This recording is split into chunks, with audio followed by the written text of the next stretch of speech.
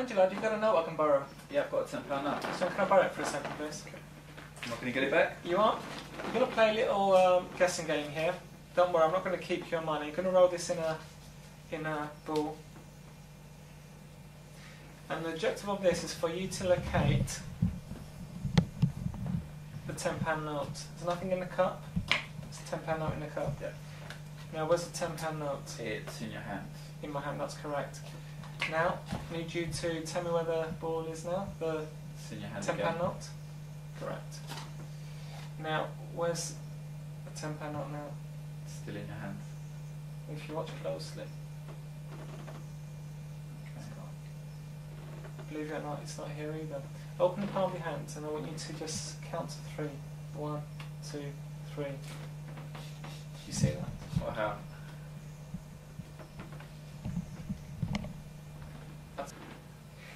Here's another trick with a £10 note rolled up into a ball.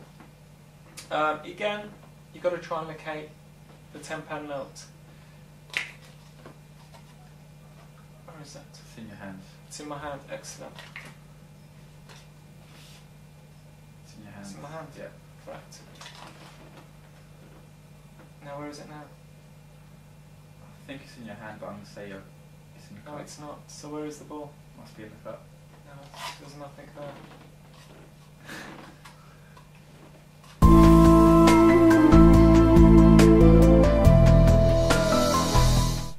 Explanation of chopless chop cup.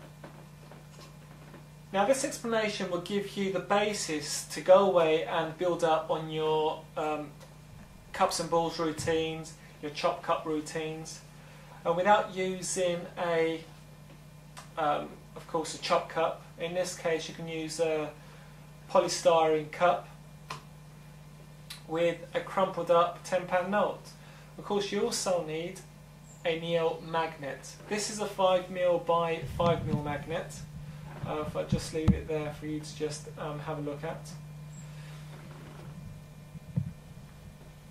And what I do, I place this magnet in between these two fingers here like so.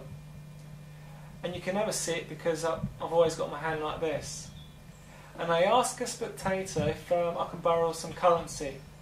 So when they give me the currency, I'll place it on top of this hand and turn this hand face up, palm upwards, and then crumple the £10 note over the magnet, like so. So now, I've got a ball which replaces your chop cup ball with a magnet inside. And then you can go ahead and do your chop cup routine with a polystyrene cup and a £10 note. Now the routine you saw me demonstrate earlier is very simple. Again, if you've got the £10 note inside the polystyrene cup, and with the Wizard P keyring, if you place it on the bottom, on the side of the polystyrene cup with this facing outwards, you can feel the currency inside with the magnet attract to the magnet. And when you tilt this over, it would stay in place. When you let go or move the ring away from the polystyrene cup, the currency would fall out. So a couple of times I just pour the currency in my hand, ask them where the currency is, they would always say in this hand. Now for the third time, I make sure it's attached to the magnet.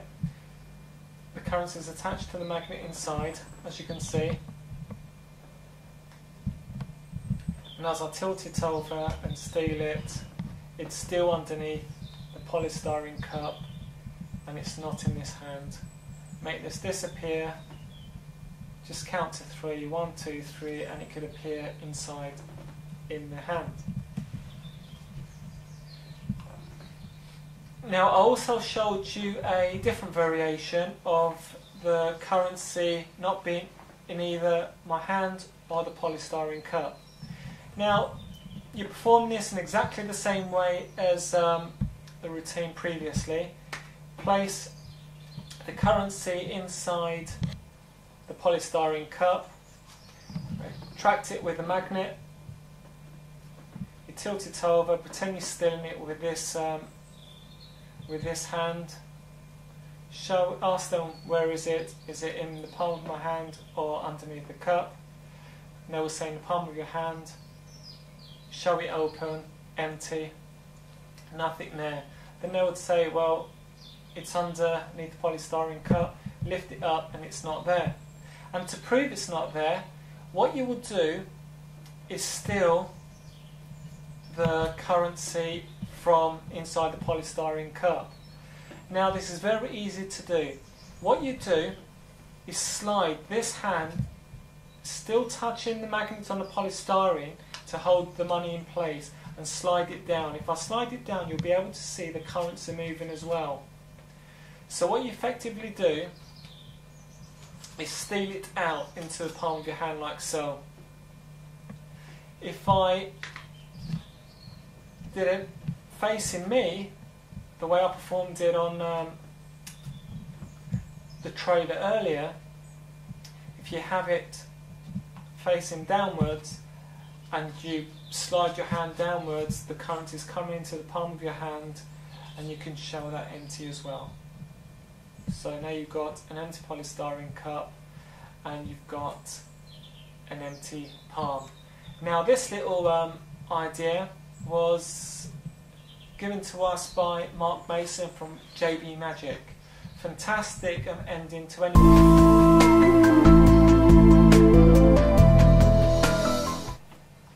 I want to show you a little experiment with this fork. Have you ever seen anyone move objects with their mind?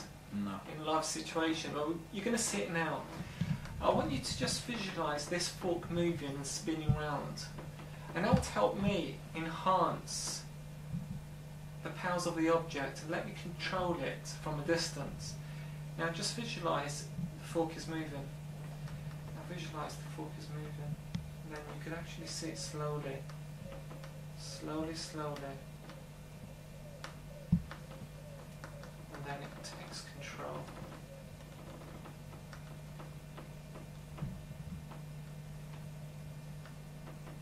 Wow, was I doing that?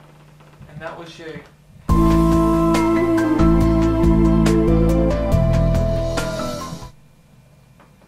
Now the secret to moving cutlery. We had so many emails of people asking, I can't, how do we move cutlery? I can't seem to get it to move, What do I do? What am I doing wrong? Well, this is a secret.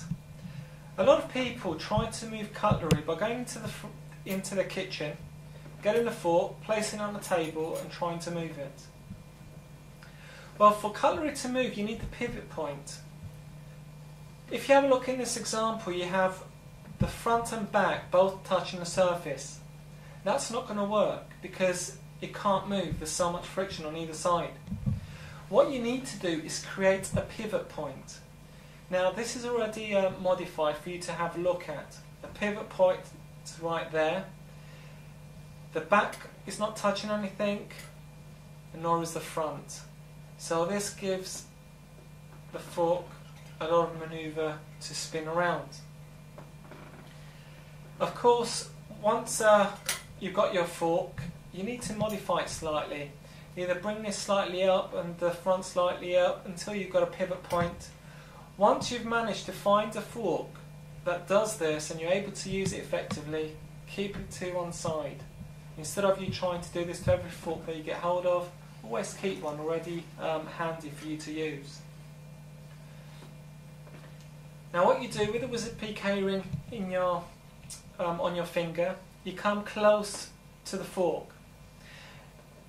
Now there's a couple of tips which I would go through in order to make this trick more effective for you and for you not to reveal the secret during your performance. You need to come from the front of the forks. If you come from the front of the forks, you can see it slowly moving. The reason I say the front and not the top, if you come from the top, there's a possibility of you coming too close and the fork attracting to the magnet. You can do a perfect presentation, making the fork spin, and then what you do is accidentally do that. through experience, you don't want to do that. You're doing a perfect presentation and bam, you reveal the secret. So what we suggest, and through a lot of practice and demonstrations of moving cutlery, always come through the front, and that way you won't attract the fork to the ring. Now of course you do need to come close, but that's not a problem. Hand forwards and to the left, or backwards to the left, depending on how the fork is spinning. Now in this case I'm coming up to the fork, I'll see it spinning and I'll start moving my hand, and the fork starts spinning, and then I'll start moving it around, and then you would see the fork spinning. Now that's the secret of how to make cutlery spin round. Just a quick recap: you need to find the pivot point, modify the fork until the back and front's not touching anything and you have a pivot point. Don't come from the top, come from the side. As you're coming from the side, you can actually make it spin. What also helps is having a smooth surface. You can do it on your close-up mat, but not as effective with a very smooth surface as I'm demonstrating on now.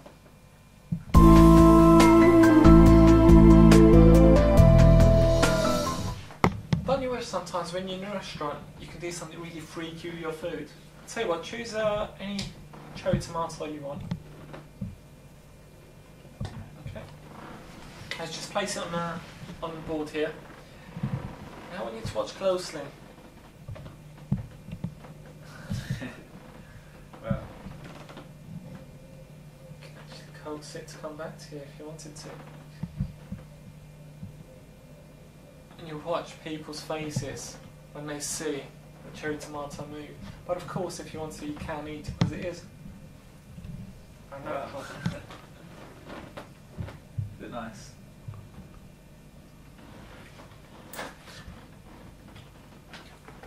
Nearly choked on that cherry tomato. But yeah, it's delicious. Would you like one?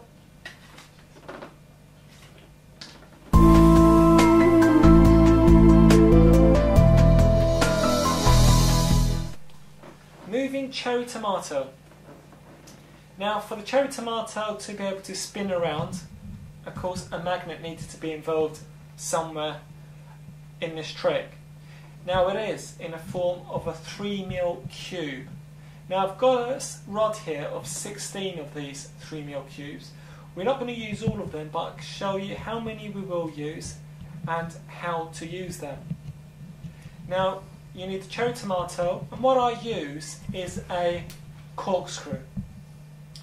I use corkscrew because it's got a very sharp edge, and I use that sharp tip basically to just pierce the cherry tomato like so. You just need to pierce it, you don't have to dig it in, just pierce the layer. You do this in order to be able to push the 3mm cubes inside the cherry tomato. Now what you do, you push the cubes inside the cherry tomato like so, and you hold the bottom with your finger. So you push them until the cubes, you can feel the cubes on the other side. Now you know you're going to use that many 3mm cubes. What you do, you bring the cubes out by one and you take off that amount of cubes. So now if you push these in, they are level and inside the cherry tomato. So now you've got a cherry tomato with 3mm cubes inside that cannot be noticed by anyone. Now if you have a look how they are in place, just with the naked eye, and if someone's unaware of magnets or what you're about to do, they're not going to notice that whatsoever. So now we've prepared the cherry tomato. With a wizard peak airing, just bring your hand over and you can make them move about, just like so.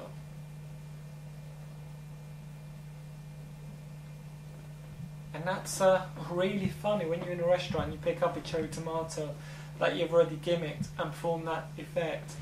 It just gets a scream. Now, you don't have to use a cherry tomato. In fact, you can use anything that's round. I don't expect you to go and get a watermelon, shove loads of magnets in it and try and make it move with your Wizard P K-ring. You know, anything small enough that's able to roll around with the power of the Wizard P K-ring and the magnets inside, you're able to do this effect. Now, go and experiment and have fun with whatever you can find that you can gimmick with a magnet inside. If you need any of these magnets, your dealer will be able to supply them for you.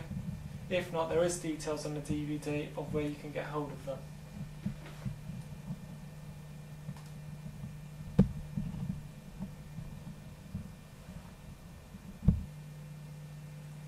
Now, in the performance, you saw me eating the cherry tomato after I moved it spin around a few times, in order to get rid of any suspicion that there's a gimmick involved with the cherry tomato. Of course there is, but we're going to get rid of it. The way we get rid of it is by putting it in our mouth, chewing the cherry tomato, and then pretend you're coughing. And as